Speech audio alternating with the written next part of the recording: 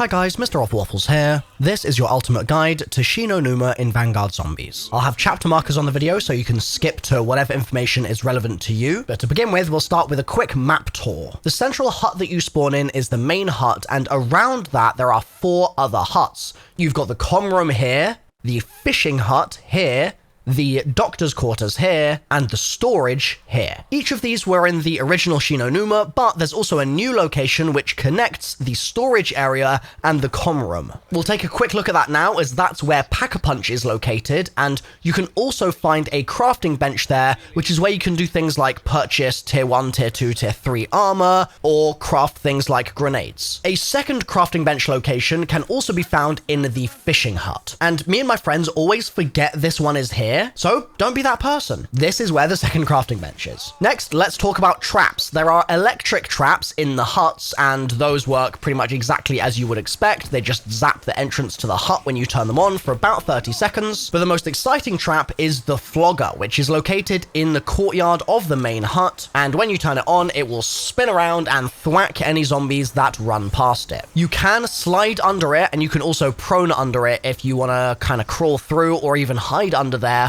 while it takes out the zombies around you. Another fan favorite from the original Shi No Numa has returned, and that's the zipline accessible in the doctor's quarters. Run over to it by the doctor's quarters hut and activate it to have it traverse across and meet you, and then you can hop on it and flip the switch on the zipline itself to go right the way back again. So, where are the perks? Well, the perk fountains are randomized across the storage, the doctor's quarters, the fishing hut, and the comm room. But one perk is always in the same place, and that's the 5th perk in the map, which is Jug. That one can be found on the kind of balcony just above the courtyard in the main hut, and it can also be accessed if you go from the spawn area through that side door in that upper room, and then onto the balcony and across to the perk fountain. In Vanguard, the first tier of every perk purchase is free, so whenever you run past a perk machine or perk fountain, you may as well buy it to tier 1, and if you go down, you will not lose tier 1 of whatever perks you have. However, let's say you spend 2.5k to get to tier 2, maybe even 5k to get to tier 3, or 7.5 to get to tier 4, and then you go down. You'll lose a perk tier every time you do this, so I recommend buying your higher perk tiers later in your game when you're less likely to go down accidentally, because it's going to be a costly setback for you if you spend all your points on higher perk tiers earlier in your game, and then you end up having to rebuy them all. It's just hassle. Now then, you might notice that you progress a few rounds and you get awarded a Sacrificial Heart. This is a carryover from the systems used in Der Anfang and Terra Maledicta, and they can be spent in a few different ways. First, if you go over to this statue on the way to the comm room,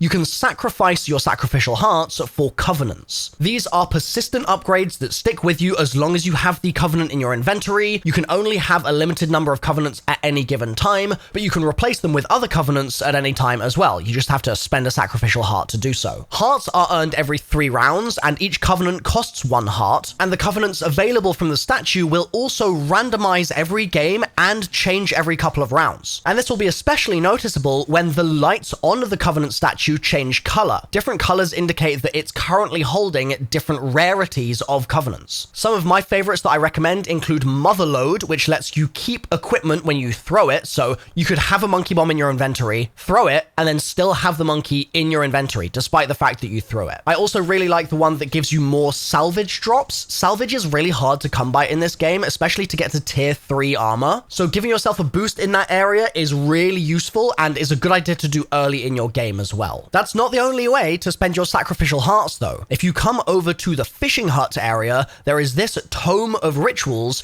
which allows you to spend your hearts on upgrades to your field upgrade. This is what I spend all my Sacrificial Hearts on early in my game, unless I get especially good Covenants from that statue. Then it's worthwhile just grabbing those and securing them for the next 15-20 rounds of gameplay. But assuming you have hearts to spare, spend them at this book. It makes quite a big difference. For example, Ether Shroud on its 4th upgrade gets 2 charges instead of 1. That's the potential difference maker in a life or death situation, so this is a pretty big deal. Music Easter egg. Where is it and how do you activate it? You just need to come to the comm room and hold square on this black telephone. It's going to start dialing, and after it's dialed a few times, the Easter egg song will begin.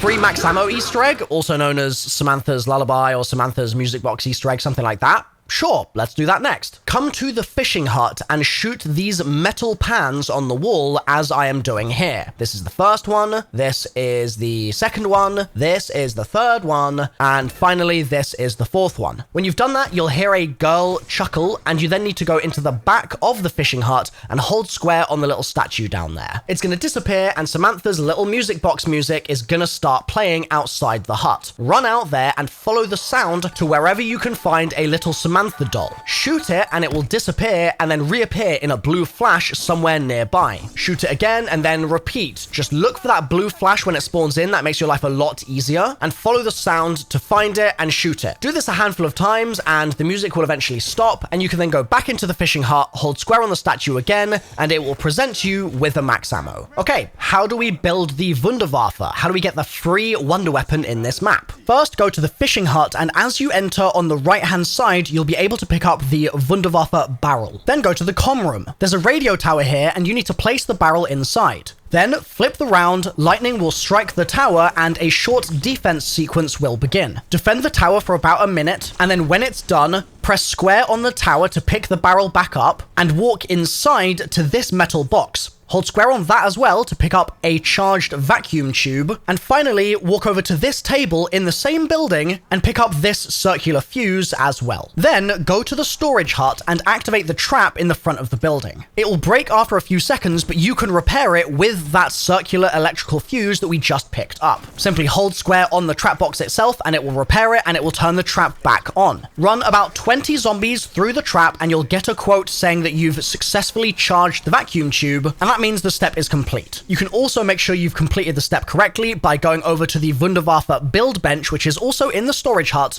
and taking a look to see if the vacuum tube is sparking. If you don't kill enough zombies before the trap turns off, simply wait for it to recharge and then turn it back on and get about 20 kills, like I said. Finally, you need Zabala to spawn in. She's the mini-boss witch thing that kind of throws trip mines at you, and she typically starts spawning into a game around round 15. Once she's spawned in, bring her over to this piece of metal equipment in the main hut of Shi No Numa and have her fire her trip mines at you. They will explode and charge the device, and you need to do this 3 times in a row, after which you'll be able to pick up a charged vacuum tube from the desk to your right. You can then run into the storage hut and craft the Wonderwaffe using all of these parts. It's got a very slow reload, so I highly recommend pack-a-punching it, as that will mean that you have 6 bullets or charges in the clip instead of 3. It also looks freaking awesome. And once you've done all that work, you might as well do the main quest Easter egg in this map, and I've linked that in the description down below and in the corner of the screen right now. For loadout recommendations in this map, I've got you covered. It's the Einhorn revolving shotgun,